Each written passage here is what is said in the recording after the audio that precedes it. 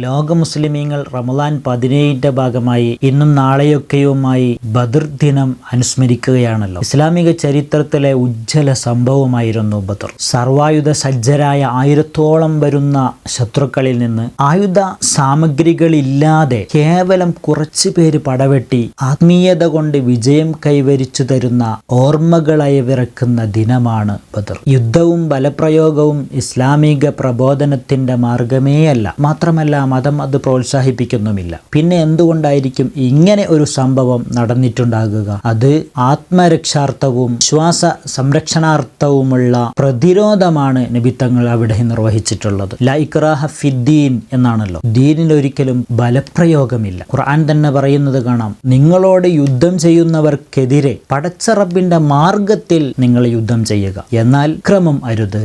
അവിടെയും അതിക്രമം പാടില്ല എന്നാണ് അവിടെ സൂചിപ്പിച്ചത്. എന്ന സുന്ദര ആശയമാണ് ഖുർആൻ നമുക്ക് നൽകുന്ന ഏറ്റവും വലിയ സന്ദേശം. ഈ ബദർ ദിനത്തിൽ ഈ ഒരു സുന്ദര ആശയമാണ് നമുക്ക് പങ്കുവെക്കാനുള്ളത്.